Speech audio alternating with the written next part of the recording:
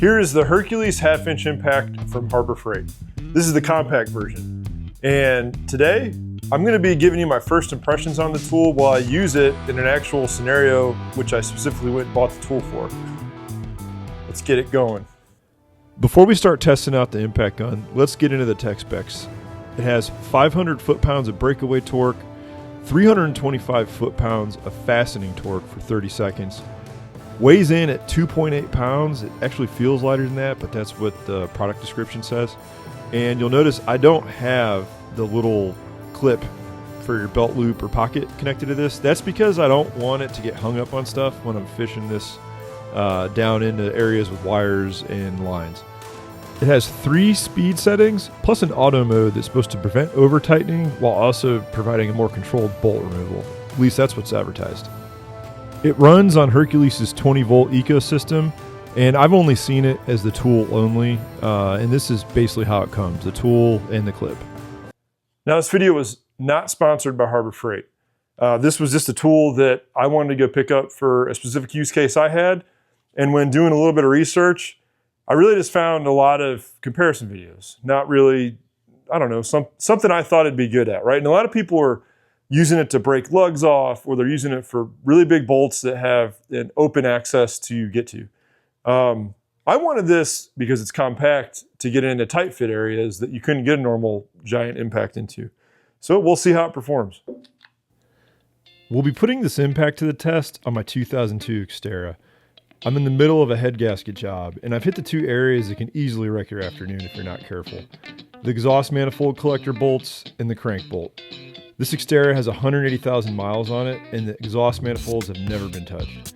If this thing can break everything loose, then it gets a spot in the tool cart. First, I'm going to try this out on the exhaust manifold bolts. I've got it on the first setting, 2 amp hour battery, and I am going to see what she does. Nothing. Perfect. Setting 2.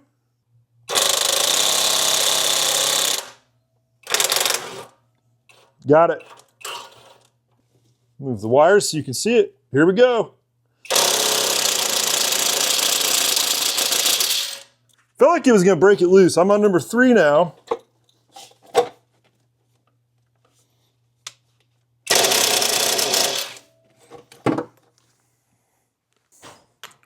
So this will actually be a really good test for this impact because I've got multiple connections.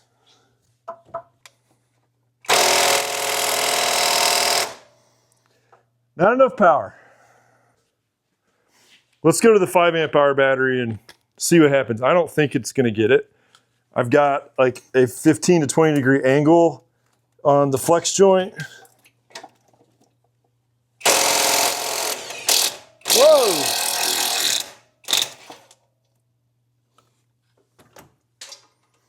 That's my bolt you heard rattling around. It got it off. Cool. Okay, so first impression of actually using this little compact impact, and it's good. I really like it. I did not think that it would have enough power, especially at about a 15 degree angle, to get that exhaust manifold bolt off, that nut off, bolt head, nut head, whatever, you know what I mean. It's a pretty old flex joint, and I don't have any tape around or anything to keep it secure. You also notice it is an impact flex joint. Do not use standard flex joints.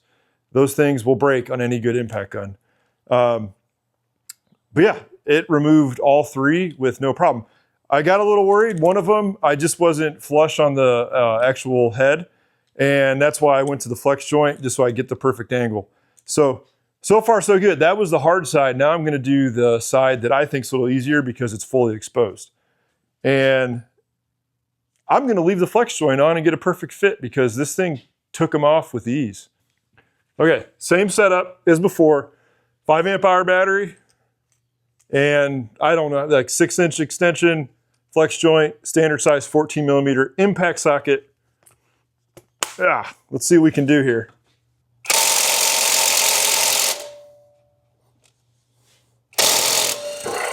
There we go. Broke that one off. I'm definitely losing some power with the flex joint.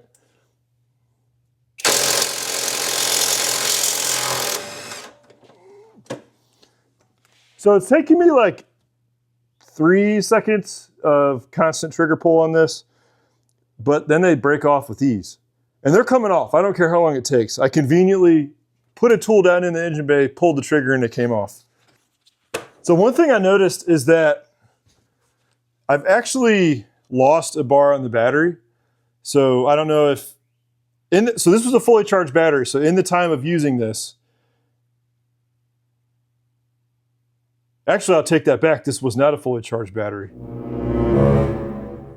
I used it on a drywall cutout tool yesterday, also from Hercules. Interesting. Well, I really messed the science up of this, but for the real world practicality, this is probably a 3/4 charged battery. It's got 3 out of 4 bars on it. So I'm going to use it with no flex joint, see what happens.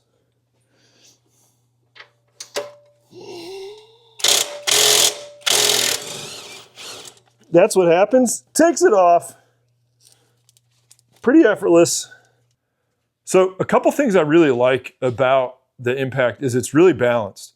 And the batteries have a pretty slim profile as far as vertical, right? Seems like most of the mass wants to go down towards the bottom of the Impact, keeping the width and the depth of it a little bit less than my other Impacts I have.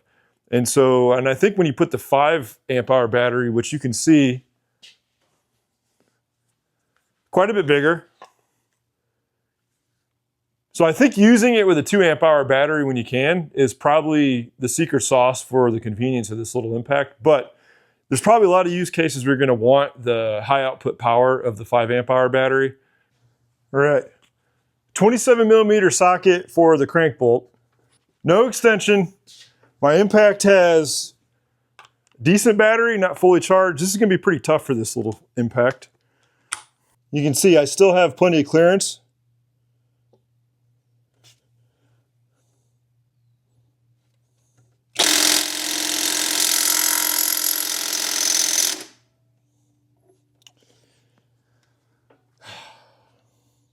No, won't do it, won't take it off.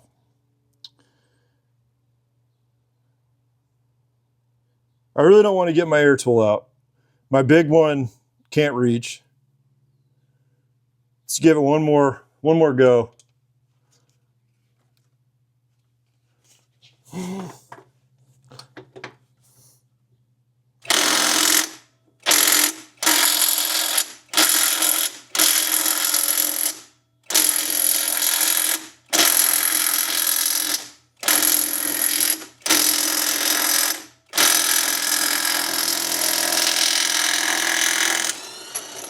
Ha! Bam. Little thing punches above its weight. Now I know like the Milwaukee probably takes it off, the Rigid, everything, probably all the tools or all the 1/2-inch compact Impacts in the same spec category take it off, but they're not in the same pricing category. I mean, in fact, it's not even really close. Rigid is pretty close, but this was $69. The battery was also like 70 bucks. And I bought another 1/4-inch Impact because who doesn't need a whole bunch of those with a battery and charger, because it was not much more than just buying a battery. So I'm going to punish this thing and see how it lasts and use it whenever I can, because now I'm really curious, because that was really good. I'm pretty impressed with this little Impact. I definitely recommend it. I don't know how long it'll last. For 70 bucks though, if I get a year out of constant use for it and I go back and get a better one when the newer one comes out and it's probably even more compact and more powerful, just because that seems to be how these cordless tools evolve, who cares? Also, to be determined like how the batteries last on them. So I'll provide some updates just throughout the course of working on different projects. And if you guys have any questions, let me know in the comments. But I hope this was helpful for somebody like in the same situation I was in. You know, not looking for every nitty-gritty detail comparison, because I don't really think you can compare this tool to stuff that's just priced out of the same category. Performance-wise, yeah, it definitely compares, but I think for cost-wise, there's nothing really close with the total costs and the value proposition this thing gives you. I'm a fan. I really like it. Plus, like, I didn't spend a ton of money on this. Like, this thing can get thrown around the shop. We'll see what happens to it. And I always feel like there's a little bit of joy in those tools that are always there for you, and you also don't really treat very good. So we'll see how it goes. Thanks for watching.